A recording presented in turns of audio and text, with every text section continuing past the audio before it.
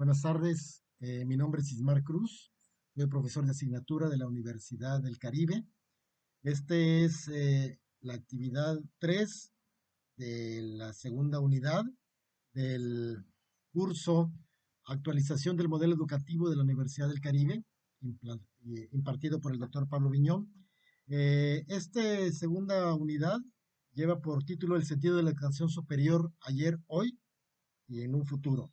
Vamos a desarrollar tres preguntas, o el análisis de tres preguntas que tienen que ver con los resultados de la consulta pública de expertos, sociedad y jóvenes, con lo que les plantearon cómo les gustaría que fuera la educación superior en el 2050.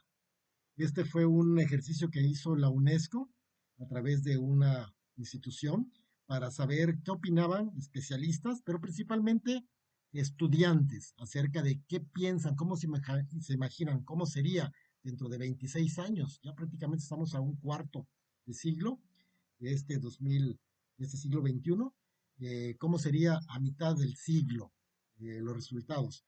Veremos también como segundo punto las habilidades que se necesitan para la transición a ese modelo, a ese nivel al que se espera llegar en 26 años, ¿ok? ¿Cómo va a ser esa transición personal? ¿Cómo va a ser la transición social? ¿Cómo sería la transición en temas de ecología y de sostenibilidad? Y sobre todo su implicación en el área digital tecnológica. Y por último veremos los 50 elementos distintivos de talento, conocidos como Delta, por su acrónimo en inglés, del informe del Instituto Global Mackenzie, acerca de cuáles son las herramientas, las habilidades, todo aquello valioso que los estudiantes deberían de contar al llegar el año 2050. Todo esto como parte de la actividad solicitada en la que desglosaremos a modo de análisis las lecturas que se nos han proporcionado. Mi nombre es Ismar Cruz y esta es la evidencia que presento de esta actividad. Gracias. En el documento que nos compartió el doctor Pablo Viñón eh, acerca de la consulta pública que la UNESCO a través del Instituto Internacional de Planteamiento de la Educación realizó con base en una pregunta muy específica, pero muy interesante, que lleva por título ¿Cómo le gustaría que fuera la educación superior en el año 2050? Es decir, dentro de 26 años. Ya estamos casi al primer cuarto de este siglo XXI. Entonces, ¿cómo sería a la mitad del siglo XXI que estamos ya ahorita vigente? Los resultados fueron muy interesantes porque esta consulta, esta pregunta se le hizo a especialistas, a miembros, a expertos, a miembros de la sociedad civil, pero principalmente a jóvenes estudiantes ahorita actualmente, recién egresados, unos a punto de ingresar, acerca de qué pensaban, cómo se imaginaban, cómo les gustaría que fuera la educación superior en el año 2050. Dentro del resumen de lo que contestaron, porque se hizo a nivel mundial, de lo más relevante que el estudio que nos hizo llegar el doctor y que nos estamos permitiendo resumir para ustedes y presentarles, es que coincidieron muchísimo en que la educación superior es sin duda el motor de cambio que se requiere para poder llegar a ese objetivo. Es decir, la mayoría de los encuestados consideran que la educación superior debe ser el agente de cambio social que contribuya a todo lo que se requiere para lograr ese objetivo. Y hicieron énfasis en que el motor de cambio debería incluir desafíos que existen en este momento y que son bastante obvios, como son el cambio climático, la afectación que todo el mundo nota, que está siendo llevada por todo este tema productivo, económico y el daño que se está haciendo al planeta, la desigualdad tan tremenda y severa que existe en regiones como Latinoamérica y otras partes del mundo, y sobre todo el que tiene que ver con la falta de acceso a servicios básicos. Los servicios básicos en los que hay personas que pues, no les va a preocupar estudiar si no tienen acceso a alimento, a un techo, a servicios de salud. Entonces, esos tres elementos deben ser los que, a juicio de los entrevistados, los que deberían ser los pilares y que combatiría el egresado universitario como modelo, como elemento, como vehículo, como un verdadero motor y agente de cambio para lograr que con esos tres, con base en esos tres, se puedan desarrollar, mejorar todo lo que conlleva la vida social en el mundo, ¿no? Otro punto importante de hallazgo de los resultados que se tuvieron es que se hace énfasis que las competencias de los egresados en el año 2050 debería ser algo que se tiene que priorizar ya para darle toda la preparación, las herramientas que van a requerir, ya que destaca la necesidad de desarrollar competencias que son básicas, necesarias, actuales y que ya son y llegaron para quedarse y que son demandadas desde hace un par de años. Parte de esas herramientas o parte de estas habilidades a desarrollar, a destacar, es el pensamiento crítico, la creatividad, la capacidad de resolver problemas, la colaboración en conjunto, en equipo, en grupo y la comunicación, sobre todo la comunicación asertiva, la capacidad que tiene que haber de que el emisor sea capaz de transmitir un mensaje que el receptor comprenda de una manera eficiente para que se lleve a cabo el objetivo marcado. También coincidieron en los resultados en que el aprendizaje debe ser personalizado y flexible, es decir, no puede ser rígido. Las regiones del mundo, la propia idiosincrasia de las personas, las propias estructura de los países, pues hace necesario que el aprendizaje tenga una característica en Finlandia, donde es un clima frío, en Noruega, Islandia, donde en meses enteros no ven la luz del sol, a países de Latinoamérica en donde la orografía, el clima es distinto, la agricultura es diferente, los idiomas son variados, por lo tanto, a pesar de que persigan objetivos similares, el proceso tiene que ser personalizado y flexible, adaptado a cada uno de ellos para que con esto se garantice un mejor éxito en la implementación. También coinciden en que debe haber relevancia para el mundo laboral. En el 2050, todo lo que las universidades aportan y que envían al campo laboral a sus estudiantes tiene que ser relevante. Es decir, no debe haber alguien que estudie y se aventó 4 años en una institución universitaria y sale y no encuentra trabajo, o lo que él estudió, pues no tiene ningún interés para, en este caso, las empresas, ¿no? Eso es muy importante. También enfatizaron muchísimo el tema tan necesario de la inclusión y la equidad, es decir, un mundo laboral, un mundo de competencias, un mundo mejor, pero en el que estemos incluidos todos. La diversidad tan enriquecedora que es este mundo, debe haber espacio para todos, respetando pensamientos, decisiones, gustos, etcétera, de manera que todos estemos seamos beneficiados de todo lo que la tecnología, la productividad, la riqueza repartida nos permita para sustento de nuestra familia. También sin dejar de fuera la sostenibilidad, puesto que es importante el cuidado de los recursos naturales y sobre todo colaboración interinstitucional, es decir, tiene que haber una colaboración porque se destaca la necesidad de que entre las instituciones de educación superior, el sector privado, la sociedad civil, el gobierno y todos los que participan en este proyecto colaboren, contribuyan para que los métodos que se establezcan pues tengan un fin que sea de verdad eficiente. Por supuesto que también de aquí se concluye que hay tres desafíos importantes que no pueden dejarse de lado y que son necesarios para poder lograr esto. Y uno de esos desafíos es el financiamiento.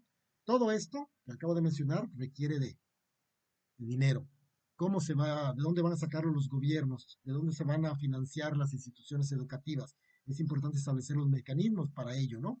La calidad de los modelos, la calidad de la enseñanza, de los docentes, de toda la infraestructura, qué parámetros debe de cumplir para que de verdad tenga un contexto de diversidad y de verdadera calidad.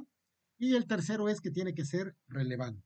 Tiene que ser relevante porque los gastos, el tiempo, el esfuerzo, todos los recursos que se incluyen y de los que se va a dotar, pues tienen que tener la certeza de que van a dar un resultado que es de verdad relevante para el estudiante, para la institución, para el país y para el mundo en general. Eso sería el resumen de esta primera pregunta acerca de las respuestas que dieron a la pregunta de cómo le gustaría que fuera la educación superior en el 2050, un ejercicio liderado por la UNESCO enfocado a las instituciones de nivel superior y respondidas por actores que conocen del tema, especialistas, pero sobre todo jóvenes.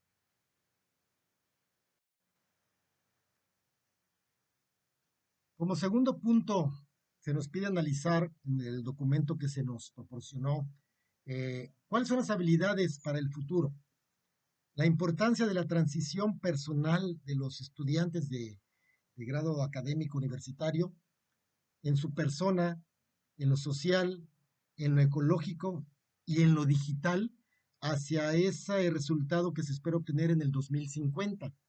Encontramos datos muy interesantes y lo primero sería la definición que se nos da acerca de cuáles son esas habilidades necesarias o requeridas para ese futuro del 2050. Y serían englobadas en la respuesta de que son habilidades que permitirán prosperar en un mundo en constante cambio. Esas habilidades irían más allá de conocimientos técnicos específicos, lo que en una profesión normalmente se conoce como que es importante que conozcas y domines este arte, esta habilidad y ya, ¿no? Estas habilidades que se van a requerir en el 2050 se centran más en habilidades en dominio de técnicas, pero también en capacidades más transversales y adaptables. El COVID nos vino a enseñar la importancia de que de repente las cosas cambian de un momento para otro y cambian habilidades, cambian necesidades, cambian gustos, cambian preferencias y es necesario adaptarnos. Por lo tanto, que el desarrollo de habilidades transversales, modernas, que tienen un requerimiento específico, son las que nos han enseñado que tienen una validez cada vez más requerida por las empresas y conforme van avanzando los próximos 26 años hasta que lleguemos al 2050, que es motivo de este trabajo y de este análisis, se requerirán.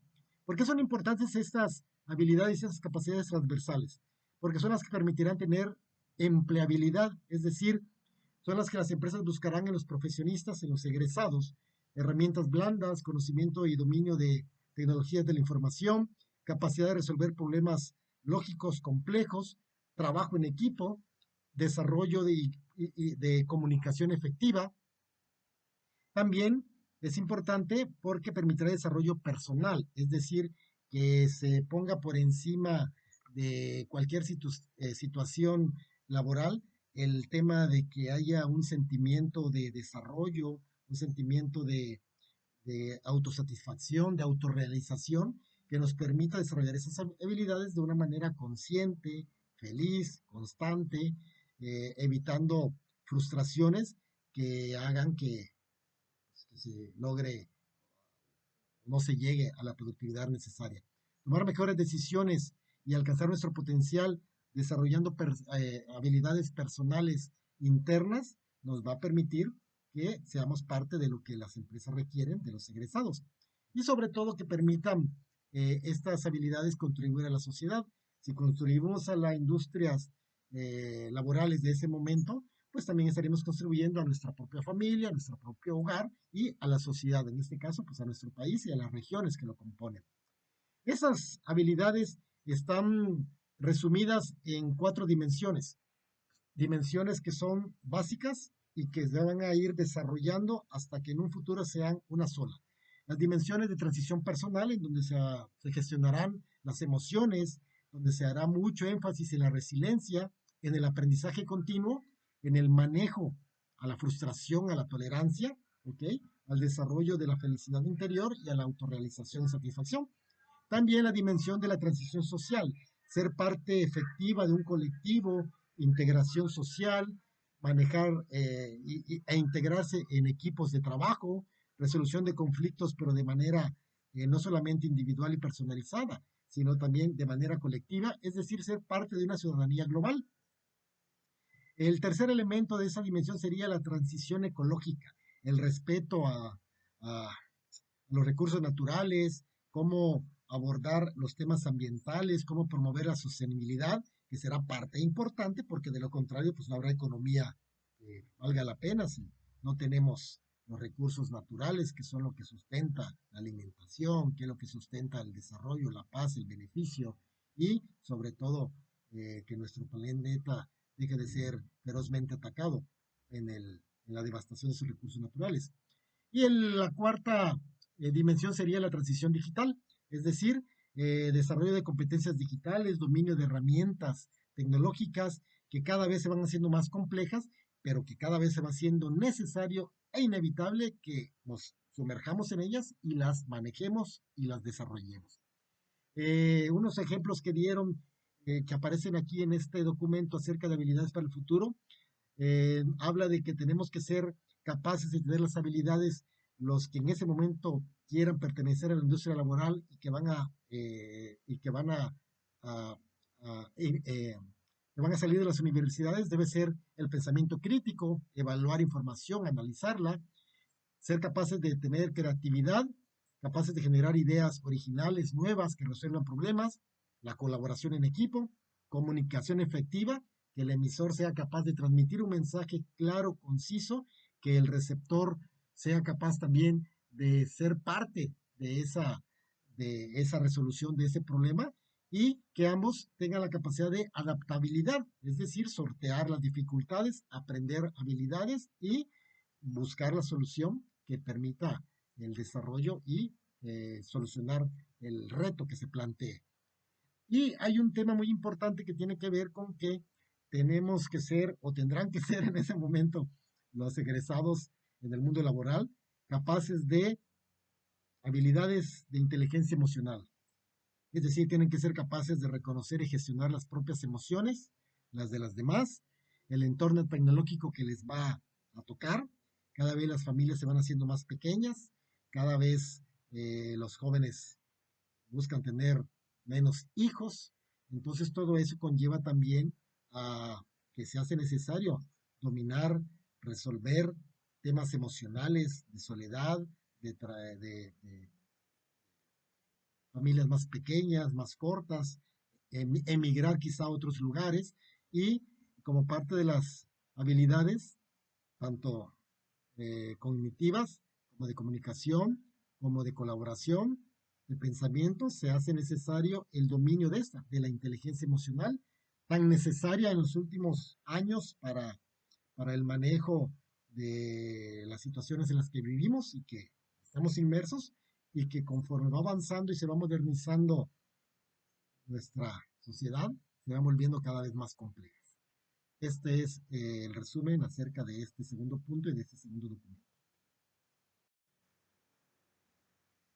Como tercer tema de análisis, se nos proporciona la lista de los 56 elementos distintivos de talento, Delta, conocido por sus siglas en inglés, que este es un informe que proporcionó el McKinsey Global Institute en los Estados Unidos, que habla acerca de las habilidades importantes categorizadas, la extensión de ellas, de todo lo que se puede hacer con respecto a las habilidades necesarias, requeridas de mayor peso y básicas que los egresados universitarios deberán tener para integrarse al campo laboral, para ser parte de la sociedad en un futuro.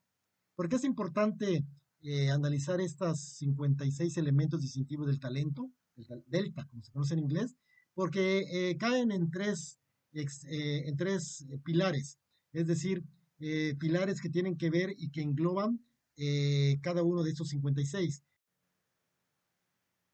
Estas 56, estos 56 elementos distintivos del talento pudieran categorizarse en habilidades. Las habilidades básicas en las que caerían y se dividen estos 56 son las habilidades cognitivas, en donde van a ir relacionadas todas aquellas que tienen que ver con pensamiento crítico, resolución de problemas, creación, capacidad de aprendizaje, es decir, adaptarse a la modernidad, adaptarse constantemente a los cambios. La segunda categoría es donde entrarían todas aquellas que tienen que ver con habilidades digitales.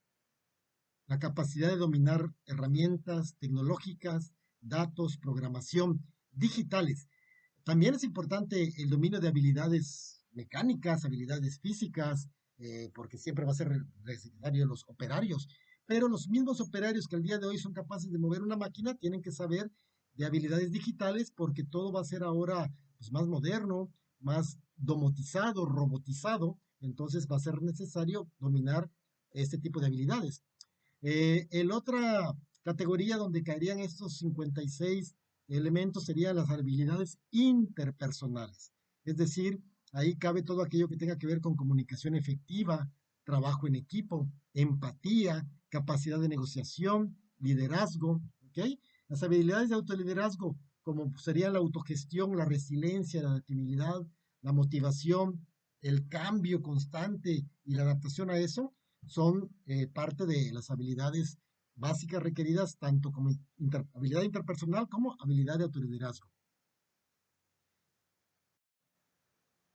Por lo que resumiendo esas 56 detalladas, proyectándolas al año 2050, lo importante es ahora plantearnos tres preguntas, tres cuestionamientos en las que se puedan empezar ya a trabajar en ellas para implementarlas a modelos educativos que puedan servir ya como base para esa transición.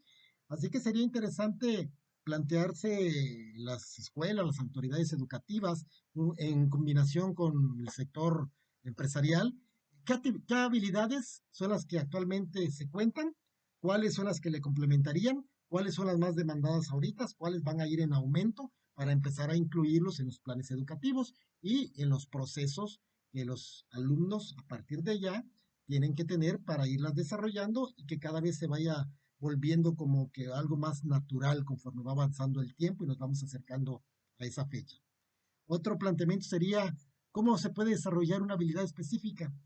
A ver, ¿cuál sería la estructura de enseñanza para que cognitivamente un estudiante pudiera desarrollar una habilidad de programación cuando él en su análisis de vocación sale que él tiene una habilidad distinta, ¿no? Una capacidad, una inteligencia distinta.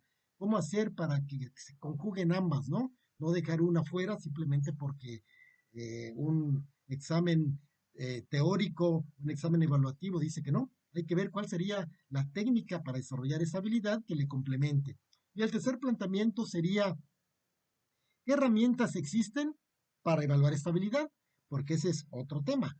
A ver, si vamos a promover en el modelo educativo que desarrollen la habilidad de pensamiento crítico, pues es importante que los docentes y los evaluadores tengan también ahí herramientas para evaluar ese aprendizaje, cómo se lo voy a enseñar, cómo lo voy a aprender y que podamos ver si efectivamente hay un resultado. Es decir, que el proceso de enseñanza-aprendizaje cierre el círculo y complemente de manera eficiente para que se evidencie que se enseñó, lo aprendió y lo aplica.